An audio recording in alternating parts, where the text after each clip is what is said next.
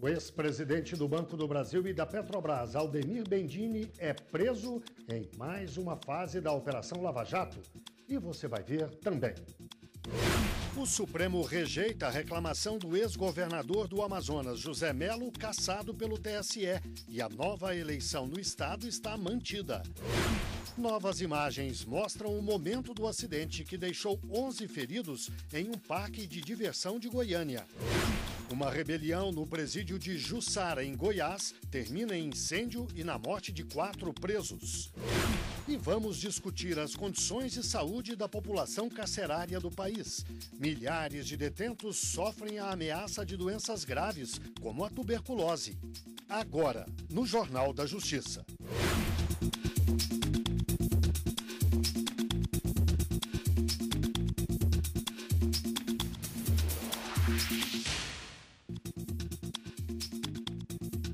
Boa tarde. O ex-presidente da Petrobras e do Banco do Brasil, Aldemir Bendini, foi preso hoje de manhã. Vamos ver os detalhes, ao vivo, com o repórter Gabriel Ciafrei. Boa tarde, Gabriel. Boa tarde para você, Guilherme. Boa tarde a todos. Esta é a 42ª fase da Operação Lava Jato. A operação de hoje recebeu o nome Cobra em alusão ao codinome que foi encontrado na planilha de propinas da Odebrecht. Esse codinome seria, então, de Aldemir Bendini. Bendini foi preso em Sorocaba, no interior de São Paulo. Contra ele, suspeitas de recebimento de propinas pagas pela construtora. Aldemir Bendini esteve à frente do Banco do Brasil entre 2009 e 2015 e também presidiu a Petrobras entre 2015 e 2016. A pedido do Ministério Público Federal em Curitiba, a Justiça expediu 3 mandados de prisão e 11 de busca e apreensão. Além do ex-presidente do Banco do Brasil e também da Petrobras, outras 2 pessoas foram presas. São elas André Gustavo Vieira Silva e Antônio Carlos Vieira da Silva Júnior. Vamos acompanhar maiores detalhes sobre esta operação na reportagem de Galton Sé. O principal alvo desta nova fase da Lava Jato é Aldemir Bendini. De 2009 a 2015, ele foi presidente do Banco do Brasil e, à frente da instituição, teria pedido propina de 17 milhões de reais ao Odebrecht.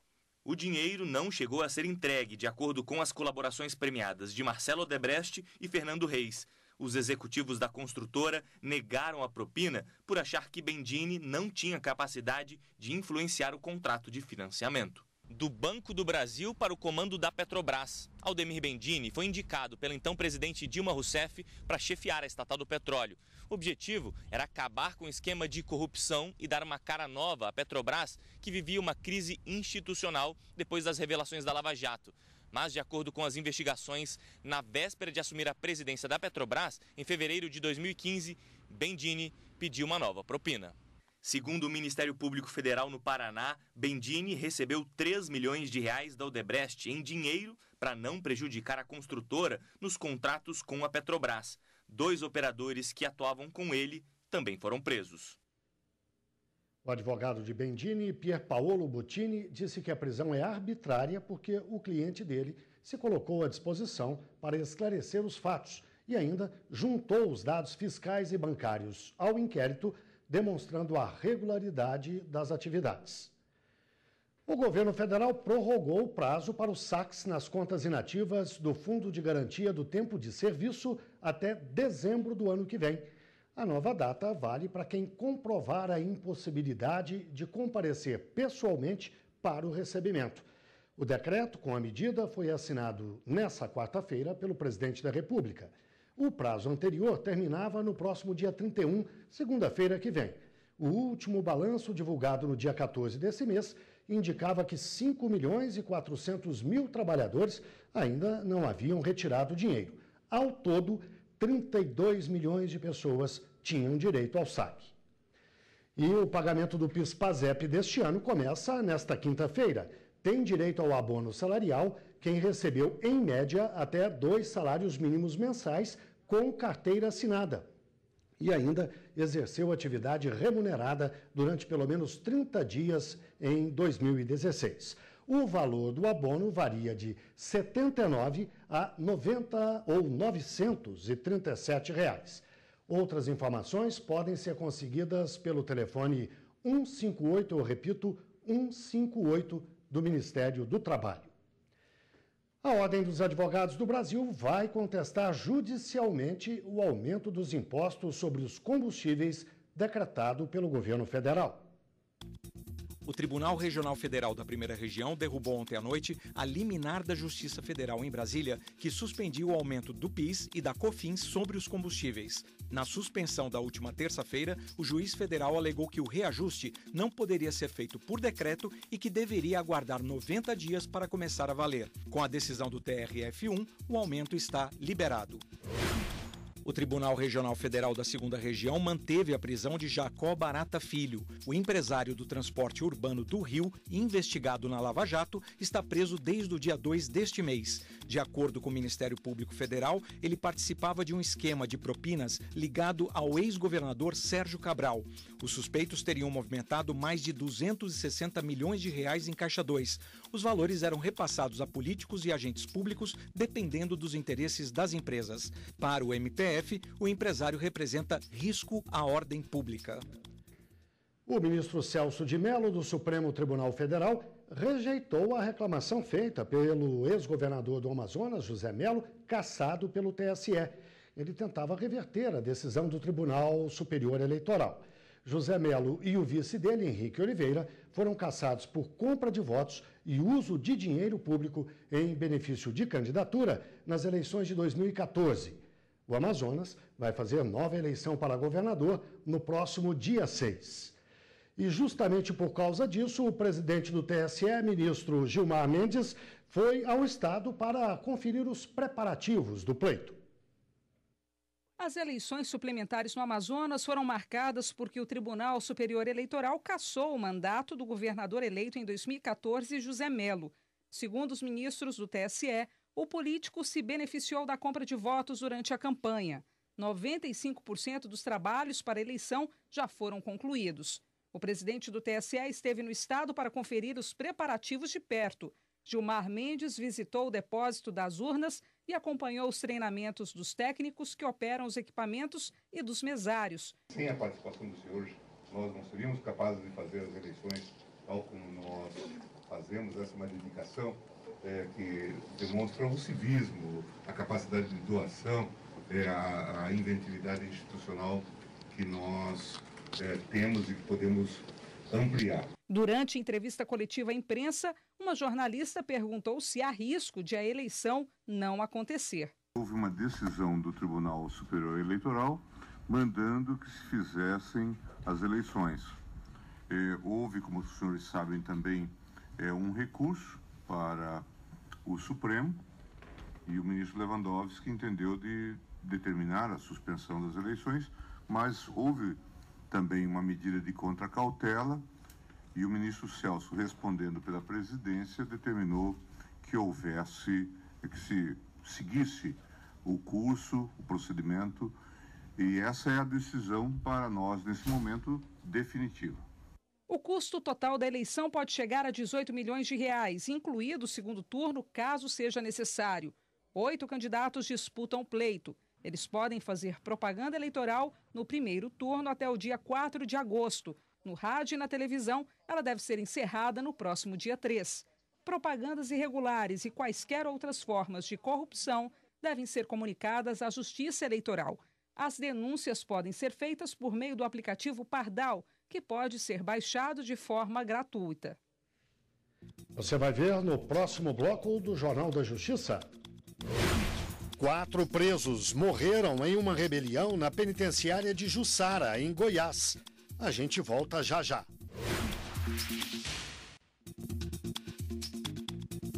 A Justiça do Trabalho reverteu a demissão por justa causa de um operário que faltou ao serviço depois de finalizada a greve da categoria. O Tribunal Regional do Trabalho de Pernambuco considerou ilegal a greve dos trabalhadores de um consórcio que prestavam serviços em uma refinaria da Petrobras e determinou o retorno imediato dos empregados às atividades. Mas como um dos trabalhadores que exercia a função de armador só voltou 2 dias depois, foi demitido por justa causa. A empresa entendeu a ausência como abuso do direito de greve previsto no artigo 14 da Lei 7.783 de 1989. A legislação constitui o abuso quando a paralisação é mantida após um acordo, convenção ou decisão da Justiça do Trabalho. Na Justiça, o trabalhador alegou que não aderiu à greve e que durante o movimento comparecia ao local de trabalho, registrava o ponto e era liberado pelos encarregados. Afirmou ainda que faltou os dias porque estava de licença médica e que o transporte de trabalhadores só voltou a funcionar 2 dias depois. Depois de ser condenado em primeira e segunda instâncias, o consórcio recorreu ao TST. A relatora do caso na segunda turma, ministra Adelaide Miranda Arantes, entendeu que a justa causa é uma medida drástica na vida do trabalhador e que deve atender a alguns requisitos, como prova do ato faltoso, gravidade e nexo de causalidade entre a falta e a punição, proporcionalidade e imediatidade da penalidade. Para a ministra, a aplicação da justa causa não observou esses requisitos e, por isso, manteve a decisão do regional. Dessa forma, a empresa foi condenada a reverter a demissão e a pagar todas as verbas rescisórias ao trabalhador. A decisão foi unânime. 4 presos morreram durante uma rebelião no presídio da cidade de Jussara, em Goiás, na noite dessa quarta-feira. A confusão começou quando alguns detentos renderam os servidores de plantão e atearam fogo na cadeia. O corpo de bombeiros apagou o incêndio. 8 presos conseguiram fugir. A Secretaria de Segurança apura as causas da rebelião. O último censo carcerário mostra que o país tem 622 mil presos e faltam mais de 200 mil vagas no sistema penitenciário. O resultado é a superpopulação e uma das consequências disso é a precariedade da saúde dos presos. Em uma semana, o Complexo da Papuda, no Distrito Federal, triplicou o número de casos de doenças de pele entre os detentos. São 2.000 presos contaminados com sarna, pano branco, micoses. Esse infectologista diz que outras doenças altamente contagiosas, como tuberculose e gripe, também são comuns nesse ambiente e alerta para a dificuldade de se evitar e até controlar a propagação. Os principais fatores a serem controlados para evitar essa cadeia epidemiológica entre um paciente que não tem a doença e aquele que tem, seria o isolamento desses pacientes. Porém, em ambientes como a Papuda, em ambientes onde existe aglomeração, isso fica bem difícil realizar. São quase 15 mil presos, onde deveriam estar 7.500. A superlotação, as condições insalubres e a falta de atendimento médico são as principais causas para a proliferação das doenças. O único fator importante aí a ser trabalhado seria em relação à prevenção, orientação e educação dos presos, no sentido de que fazer profilaxia através de uma higiene exaustiva das mãos e fornecer kits individuais para quê? Para esses presos. Sabonete, roupa de cama e toalhas, que não existe o compartilhar desses objetos. Para o corregedor-geral do Departamento Penitenciário Nacional, Paulo Costa, esse é um problema de saúde pública e que precisa de atenção das autoridades, já que nem todos os complexos prisionais do país possuem unidade básica de saúde. É necessário que haja aí uma sensibilização dos gestores municipais, que é a grande questão, o grande problema, né, para que eles possam, então, cadastrar as unidades básicas de saúde naquelas penitenciárias ali em seu território, para que a partir desse cadastro possa ser direcionado recursos, linhas de financiamento do departamento para equipar a unidade, tanto pela Constituição quanto pela própria regulação do SUS, todas as pessoas têm acesso universal à saúde. Então, o preso vai sair da unidade prisional mediante escolta, com dispêndio de combustível, de servidores, que já são poucos, vai até ali o pronto-socorro e precisam pessoas ficar resguardando a segurança das pessoas e dele durante o atendimento, e aí um desperdício de recursos absurdos. Então, é uma maneira eficiente e inteligente trabalhar na política de cadastramento e aproveitar os recursos. Recursos são devolvidos para o Ministério da Justiça por não uso. Ah, Paulo, então você hoje não tem recurso. Recursos nós sabemos que eles são escassos, mas se não trabalhar com eficiência, economicidade e inteligência na gestão, dificilmente nós vamos conseguir avançar na política. O complexo penitenciário da Papuda, que você viu aí na reportagem, tem unidade básica de saúde. E segundo a Secretaria de Segurança Pública do Distrito Federal, os presos doentes são tratados. O caso é investigado pelo Ministério Público do Distrito Federal e também pela Vara de Execuções Penais. E vamos conversar sobre esse assunto com Mara Fregapani Barreto. Ela é coordenadora geral de promoção à cidadania do DEPEN, o Departamento Penitenciário Nacional, um órgão vinculado ao Ministério da Justiça. Boa tarde, Mara. Obrigado por estar aqui conosco. Muito obrigada, Guilherme. E a gente agradece a participação para tratar desse assunto. Muito bem. O que diz a legislação, de uma forma geral, e a Constituição sobre o atendimento à saúde de presos? Tá. É importante falar que na nossa Constituição Federal, ela prevê no artigo 196 que o direito à saúde é direito de todos e deve ser garantido pelo Estado. Para além da nossa Constituição Federal, a gente tem a Lei do SUS, que é a Lei 8.080, de 1990, que determina que essa prestação de serviço tem que ser de forma igualitária, tem que ser universal e tem que ser integral. Isso significa que deve ter acesso a todas as pessoas, inclusive as privadas de liberdade. Na prática, como é que isso funciona? Os presos, 100% deles, conseguem atendimento? Não, o que a gente tem que deixar claro é que 100% da população prisional, ela deve ser atendida pelo nosso Sistema Único de Saúde. Isso está garantido na Constituição e na nossa legislação do SUS. Agora, para garantir que esse acesso seja realmente efetivo, os Ministérios da Saúde e o Ministério da Justiça, em 2003, lançou um plano, que era para organizar esse fluxo. E em 2014, ele definitivamente fez a inclusão da população prisional no SUS, considerando que cada unidade prisional hoje é um ponto da rede. Mas é claro que essa cobertura ela tem uma transição. A gente não tem um atendimento integral para 100%. Hoje são quantos por cento com atendimento integral? Pela política que é visualizada pelo SUS, a gente tem uma cobertura de 30% dessa população prisional. E a situação dos outros 70%, como é resolvida? Então, a gente também tem que observar que o país, ele tem, pela autonomia administrativa, cada unidade da federação ela pode definir a sua gestão. Então, a gente tem unidade da federação que tem uma porta de entrada e que todos que passam por essa porta de entrada, ela é garantido um serviço mínimo de atenção por uma equipe multidisciplinar que envolve saúde, assistência social. E em outros estados da federação não fazem esse modelo de gestão. Uma vez que essa pessoa entra para o sistema prisional, ela vai para a massa carcerária e ela só tem um atendimento de saúde por demanda. Só quando tem algum agravo que vai para a unidade de saúde. O que a gente tem que trabalhar é com uma gestão em que há a prevenção desses agravos e ações de promoção da saúde. Quando a senhora se refere a agravos, a senhora está falando de casos de doenças específicas. Me parece que hoje a tuberculose e as DSTs, as doenças sexualmente transmissíveis, são os principais problemas ou agravos, como disse a senhora, é isso? Isso, exatamente. As principais doenças ou agravos que a gente tem o cometimento no sistema prisional, elas envolvem a tuberculose, HIV/AIDS, dermatites, problemas de alimentação também. Vai para além de uma equipe de saúde que vai fazer a prestação desse serviço, porque a gente precisa avaliar a estrutura das unidades prisionais. A gente trabalha com estruturas ainda precárias, com pouca iluminação, com pouca ventilação. Isso faz com que esses ambientes confinados façam com que esses bacilos, por exemplo, da tuberculose, se propague de uma forma muito mais rápida. Ou seja, no caso da tuberculose, a solução do problema passaria por uma mudança da estrutura física das cadeias brasileiras. Isso não é coisa para amanhã, para hoje nem para amanhã. Não, exatamente. A gente tem um programa de combate à tuberculose muito forte nas unidades prisionais.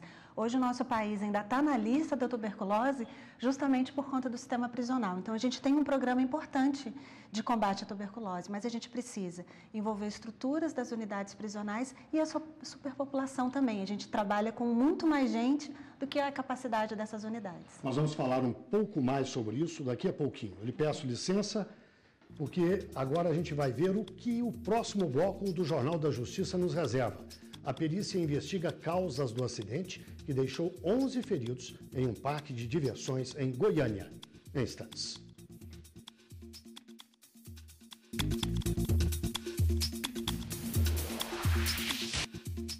A Justiça volta a falar da saúde dos presos no país e eu converso com Mara Fregapani Barreto, coordenadora geral de Promoção à Cidadania do DEPEN. O DEPEN é o Departamento Penitenciário Nacional, um órgão vinculado ao Ministério da Justiça. Nós falávamos no bloco anterior sobre o papel do Estado na questão do atendimento à saúde. Eu queria que a senhora explicasse melhor de quem são as responsabilidades no atendimento à saúde do preso. Ótimo. A responsabilidade é do Estado como um todo. Mas o Sistema Único de Saúde, ele tem uma divisão de competência territorial. Então, por exemplo, a atenção básica de saúde é de competência do município. Então, em tese, a prestação desse atendimento básico é feito pela Secretaria Municipal do município que aquela unidade prisional está adequada. Como, às vezes, esse município ainda não presta o serviço, pode ser que o Estado faça esse atendimento. E, na falta da Secretaria Estadual de Saúde, a própria Secretaria de Justiça ela tem que dar algum tipo de resposta, porque, de fato, o preso está na custódia do Estado. Então, a responsabilidade é do Estado de uma forma, uma divisão de competências. Nós vimos na reportagem que mostramos no bloco anterior uma entrevista com o corregedor-geral do Departamento Penitenciário Nacional e ele dizia que há uma certa dificuldade do SUS fazer o atendimento para o preso, porque é difícil tirar o preso da penitenciária, levar a um posto médico ou a um hospital, porque isso demanda uma série de ações, que envolve principalmente a questão da segurança. Como é que se resolve esse nó? Então, é muito bacana essa pergunta, porque a gente precisa avaliar o custo de tirar o preso de uma unidade prisional e levar para o equipamento público é muito maior do que trazer uma equipe de saúde para dentro da unidade prisional. E a vulnerabilidade de tirar o preso da unidade prisional para fora também fica muito maior. Então, se a gente colocar na balança, é muito mais fácil para o Estado, em termos de custo, de vulnerabilidade, que essa prestação de serviço seja feita dentro da unidade prisional. Por que a gente não consegue ainda ofertar isso para todo o país, para todas as unidades prisionais? Porque nem todos os espaços estão adequados para receber o atendimento à saúde. Foi falado na reportagem um pouco mais de 622 mil presos e um déficit carcerário de mais de 200 mil vagas. Então, a gente tem 1,7 pessoas ocupando uma vaga no sistema prisional. Como que dentro de um ambiente que tem poucos lugares, até mesmo para a vivência do preso, a gente não consegue ter espaços adequados para a oferta da saúde, para uma qualificação profissional, para elevação de escolaridade. Então, os espaços são muito curtos no sistema prisional. Então, é preciso de investimento para resolver isso. Investimento. Compete aos estados, à União, aos municípios, compete a quem? Vamos lá. A estrutura das unidades prisionais são dos estados. É o estado que precisa garantir essas estruturas. Agora, a União ela tem uma linha de financiamento para geração de vagas. Então, ela também auxilia os estados nesse papel, seja para gerar vagas, seja para qualificar o seu servidor, seja para auxiliar na gestão dessas unidades prisionais, entregando modelos que facilitam o fluxo da retirada dele da cela e levar ele para um espaço de saúde para atendimento. No caso de falta de atendimento, o preso pode acionar o Estado, porque afinal está definido em lei que o Estado é responsável pelo atendimento médico ou de saúde dele. Recentemente, uma decisão do nosso Supremo do STF, em sede de recurso extraordinário, a Corte definiu de forma unânime que cabe indenização por danos morais para preso que não está tendo uma pena de forma humanitária, né, justamente por infringir o princípio da dignidade da pessoa humana. Então, se cabe a prestação de serviço ao Estado, em caso de um dano, cabe sim indenização. Muitíssimo obrigado. Eu conversei com Mara Fregapani Barreto, ela é coordenadora geral de promoção à cidadania do DEPEN, o Departamento Penitenciário Nacional. Uma boa tarde, muito obrigado mais uma vez. Muito obrigada. A perícia apura as causas do acidente no Parque Mutirama, em Goiânia. 11 pessoas ficaram feridas. O Parque Municipal de Diversão foi fechado até o resultado de um levantamento geral sobre a situação de todos os brinquedos. A perícia vai apontar se houve ou não falha no equipamento. Os feridos ainda não têm previsão de serem liberados do hospital e o delegado que investiga o caso suspeita de falta de manutenção nos brinquedos. Nas investigações iniciais, se comprovou que o parque não tem um responsável técnico, ele não tem um engenheiro responsável técnico. Foi demitido o engenheiro há uns meses atrás e na hora do acidente, no dia do acidente, então não tem engenheiro responsável. Ou seja, o parque está clandestino, né? Nós vamos ver quem mais tem responsabilidade. Ou seja, o operador da máquina, porque antes do evento, do acidente, pessoas próximas lá, testemunhas, nos afirmaram que o equipamento começou a estralar, tá um barulho estranho. Quer dizer, se pessoas leigas notaram isso, ele mais do que nunca teria que ter percebido isso também, né? Como o parque é do município, a responsabilidade do poder público é objetiva. Além da responsabilidade civil, também deve ser apurada a responsabilidade criminal. O Ministério Público de Goiás vai instaurar inquérito para apurar a manutenção e segurança dos brinquedos. O eixo do brinquedo teria se soltado e caiu com 11 pessoas, entre elas 9 crianças. O prefeito disse que todos os brinquedos são inspecionados e a manutenção é diária. Um homem teve traumatismo craniano e uma mulher sofreu fratura exposta em uma das pernas. Imagens feitas por visitantes do parque registraram os primeiros atendimentos por familiares e funcionários do parque, mas logo equipes dos bombeiros e do SAMU chegaram ao local.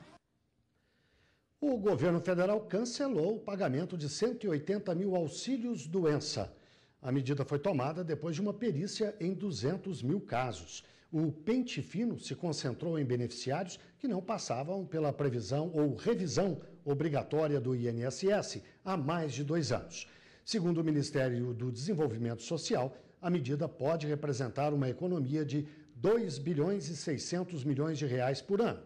Em agosto, o governo pretende fazer uma revisão das aposentadorias por invalidez. Você vai ver no Repórter Justiça desta sexta-feira. Os brasileiros que inventam o próprio trabalho multiplicam os números do empreendedorismo no país. Conheça os sócios que se valem do bom humor dos internautas para faturar com frases engraçadas em camisetas. As startups mostram que empreendedores inovam também nos serviços. Tudo isso e mais no Repórter Justiça, amanhã às 7h30 da manhã. Esta edição do Jornal da Justiça fica por aqui. Uma boa tarde e até amanhã.